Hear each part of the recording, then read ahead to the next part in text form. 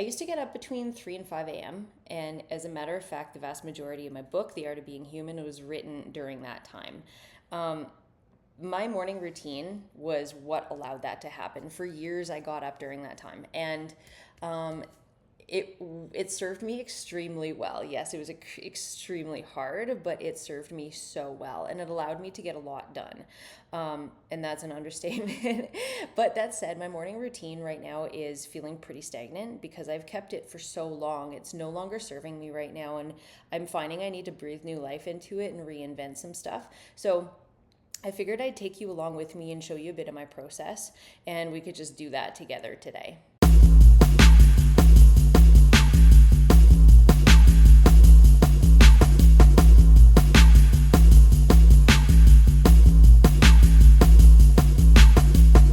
Really quick before we get started, I have had a request from one of you guys to do a helicopter related Q&A. So if you have been curious about what it's like to fly a helicopter, my experience in flight school, or any part of that process, then feel free to leave a question in the comments and I'll get that answered in the video that I record on that.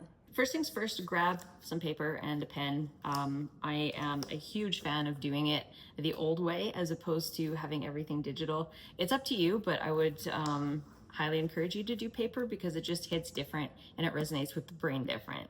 And first, before we get into an exercise, I really want to touch on why we should build a morning routine to begin with, because it is something that a lot of people talk about, a lot of people push away because there's a lot of resistance to getting up early, to getting up disciplined, into a disciplined routine. So why would we do it in the first place? Because if something is uncomfortable and we don't have a reason why to follow through with it, we're not going to do it because people like ease, people like procrastinating, and yeah, it's just easier that way, right? And so let's talk about why we should build this in the first place. Your morning routine is the entire foundation that your day stands on. This means everything. How you wake up in the morning, how you get up and face the day, your mindset is everything that carries its way through your entire day. And what affects your mindset first thing in the morning? Your morning routine. Because you can get up and have had an awful sleep. You can get up stressed. You can get up still feeling fatigued from the day before. But if you follow through consistently with the actions that you chose to set yourself up for success, that is going to impact your mindset for the rest of the day. And even if it doesn't always go smooth, even if shit hits the fan and everything starts to go wrong, you have shown yourself enough integrity that you still made the attempt to follow through and be true to yourself and stick with this routine. And that's what it's all about. It's being true to yourself and holding your integrity. And even if you are that person that thinks right now, like, I can't do this, I fail at following through all the time, like that's just who I am. A lot of people feel this way. You're not alone. But if you take one small habit, one little baby step, and you complete that first thing in the morning, you're going to start proving to yourself that you were wrong about your capacity to handle change and your capacity to overcome resistance. The next thing is, and this is what really mattered to me, was that it was my selfish time to complete tasks and to really focus with clarity of mind before the rest of the world got up, before I got interrupted, before work started draining all my energy and I started to be too exhausted to think and to rationalize and make good decisions. Okay?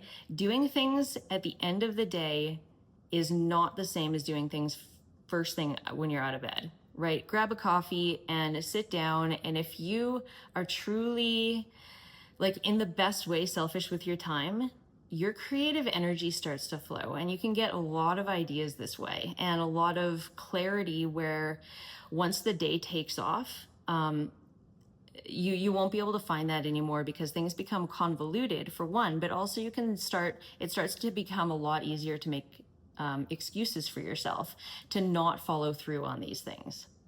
So be selfish with your time here. You have my permission. It makes such a big difference following through selfishly for you and to carve out this time. And I don't care if this is 5 minutes or 15 minutes or half an hour, whatever you need, whatever you deem necessary for yourself, whatever works best, but follow through for you and be selfish with your time. And like I just said, baby steps are gold. They are going to get you anywhere you need to go. And I know that sometimes they feel really, really insignificant. I've been there. Like, is this even doing anything? Yes, it is. Every baby step, every small incremental move forward is going to move you somewhere. And so baby steps taken in the morning, again, before the day starts interrupting you, is going to take you somewhere. And this is your ability to take your power back from the routine of your day, or the chaos of your day, I should say, and really take one of these steps or a few of these steps that are really going to impact your life and your direction, again, before the world interrupts your patterns and your willingness to follow through. Again, it's protecting your power, it's protecting your integrity. So think of this as a time to be really selfish, not only with your time, but with your actions.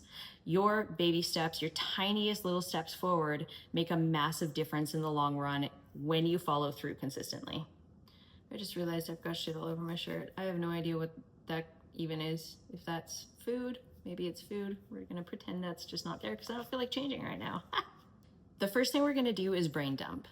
What do you want to accomplish in the morning? What do you want to prioritize? What means the very most to you? So I'm going to take a minute and just write down everything that I know that I want to accomplish in the morning. And that gives me clarity, but I want to really quickly say this before we do that, because it's really easy to get this wave of momentum and say, I am going to do this, and this, and maybe this, and this too, because it's good for me. Do not bog yourself down with a 3.5 hour morning routine unless you're really, really, really, really dialed at what you're doing and your discipline, because I don't want you to let yourself down. It's really important to ask yourself, does this feel doable to me? And you can do it on a 1 to 10 scale, 10 being the most doable, 1 being like, oh my God, this is impossible. And if it's not 9 out of 10 or 10 out of 10 in terms of ease, then break it down further. That wave of motivation is going to diminish. And what steps in after motivation is gone, because it's always gone at some point, it fluctuates, that's discipline. And so you want to set yourself up for success, and you want this to be as easy as possible and enjoyable as possible, because this is first thing in the morning.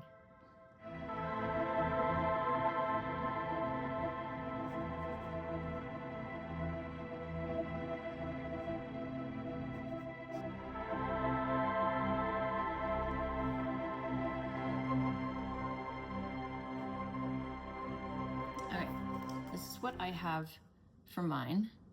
Previously, I was doing tapping and affirmations, but the affirmations are now integrated into my fascial release protocol. You guys can't see it, it's focusing on my face instead. There we go. Coffee. Coffee has been, that's like my security blanket. It was something that makes me really happy in the morning. Outside time is really important to me, as long as the temperatures in Canada will actually permit me to be outside in the morning. And I like lighting my incense as well. Again, this is stuff that is just like selfish self-pampering. Fascia release and meditation, those go hand in hand too.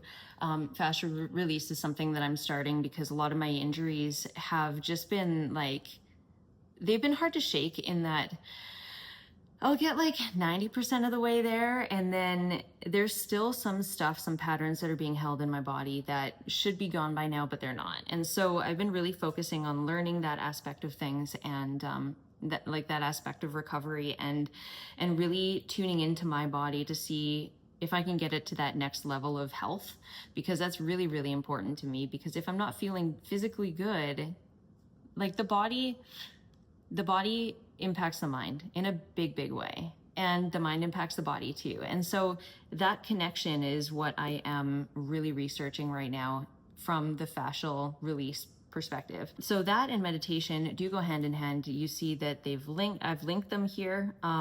Physical movement is really important to me too. And this doesn't mean my main training workout is going to happen here, but the walk/run is because sometimes I can't run because of shin splints, which is also something I'm working on. But that is going to be just a way to set a foundation for myself. In case the day gets away from me, I will have already had a solid amount of physical activity, so it's never going to be nothing. So what we're going to do now is take this list and put it in order and see how it's going to work the best and make it a really enjoyable routine with flow. Because if it doesn't flow, if it feels awkward, then you're really going to start to resist that process. What we want to do is make it as fun really as possible. When we run trials like this, we want to do things for at least 2 weeks, because it's easy enough to give things 2 or 3 days and say, oh, that is not for me, or this is totally for me. After 2 weeks, you get a whole different set of feedback, and that's really important to wait for. So this is an experiment. This doesn't have to be set in stone, but give yourself 2 weeks once you establish a goal or a habit or a routine like this that you want to trial.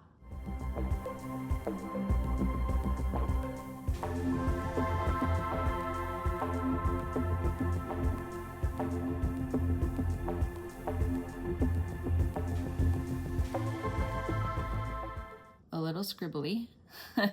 Coffee, I know, takes about an hour for me to drink a cup if I'm going nice and slow and not chugging it.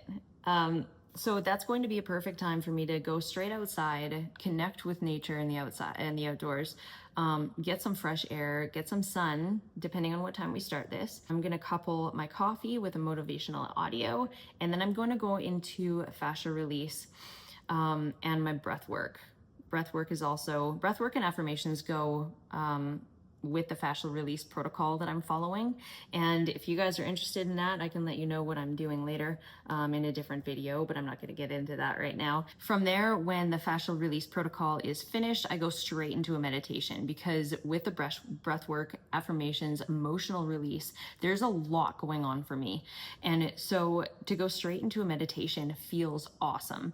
And to get this over with at the beginning of the day, I think is going to be incredibly impactful, because right now I mostly do it during the day.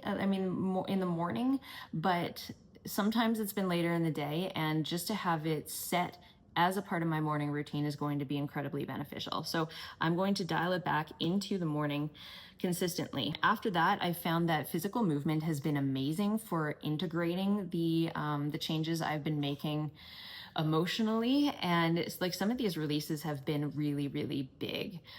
So just to give the body a chance to ground and to have movement for the sake of movement and the pure enjoyment of being able to move my body. That's a beautiful thing after you've done meditation, after you've done breath work, and all that emotional stuff comes up. So that is going to be the perfect placement for that. And that's all going to happen before I come back and have my second coffee. My second coffee is going to be focused around being creative. I have written some of my best stuff first thing in the morning. I've had some of my best ideas first thing in the morning. And I also find incredibly simple solutions to problems that get more complicated as the day goes on. I'm going to carve out during that second coffee just time for pure creative development. And that is something that I really enjoy. I find it to be empowering and peaceful at the same time. And so that's something that I'm excited about. Messages, socials, work-related stuff, that is all going to wait until after my morning routine. The next thing that we need to do is reverse engineer for timing. What time are we getting up in order to get this done? I want to have this morning routine finished and complete by 9 a.m. That would mean we take an hour. The fascial release, I haven't timed it yet, but it's like 30 minutes plus the 15-minute meditation. That is 1 hour and 15 minutes. The 45-minute run, we're gonna leave it at 45 in case it's slow going.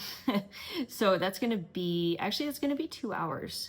I'll say 30 to 45 minutes for creative time. And then again, easing into the day, that's just going to happen after 9. So like messages and stuff and socials, that's going to happen after 9 o'clock. So I'm going to be getting up at, let's say 6:15, which is super nice compared to 3 or 3:30 or 4 or 4:15. I've seen all those times, and there's a very significant difference in your body when you push things back like that. A lot of people ask me how I was able to do that, to get up so early on a consistent basis, and you usually don't accomplish that by just going from 9 to 6 or 9 to 3 overnight. Like, again, you want to set yourself up for success. So what you do is you incrementally dial yourself back by 15 minutes. It's not nearly as painful that way.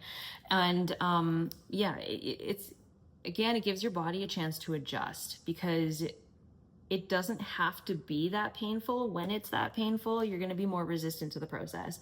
And we want to make this, again, as enjoyable as possible. Right now, I'm actually most of the time getting up at 6:15 anyway. Sometimes I'll get up earlier. Sometimes it is 4:30, and it depends on the sunlight coming into the bedroom, what my circadian rhythm feels like that day.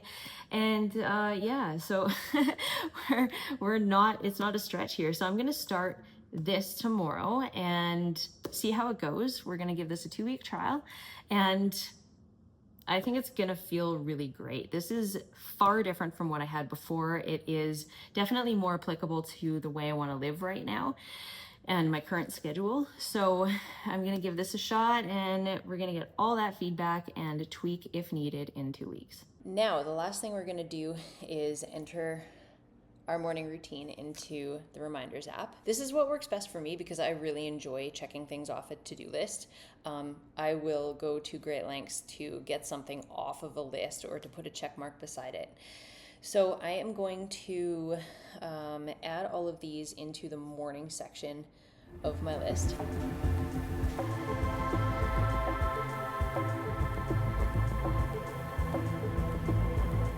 right, so this is what it looks like. Through this whole process, guys, I really need to emphasize, have self-compassion. I am never going to stop preaching this because it is the most essential part of self-growth and healing. You need to be able to give yourself the chance to fail and to learn and to grow and to try new things and fall and get back up. And this is part of life, that you are not meant to be perfect. It's not meant to be all sunshine and rainbows, and it's not meant to be not challenging. And when things are challenging, you're gonna fall down sometimes. So give yourself that self-compassion, enough compassion to let yourself off the hook and let the process be messy. Hold yourself accountable, but don't crush yourself when you so-called fail. If this really resonates with you and you try to switch up your morning routine, I would really love to hear about it. Leave your schedule in the comments, reach out with a DM. I don't know if you can do that I can't remember if you can do that on YouTube. But yeah, reach out and let me know how it goes for you and how it is impacting your life and your day-to-day routine, and most importantly, your mental health. I will chat with you guys soon. I'll do a follow-up vlog for this, and yeah, we'll go from there.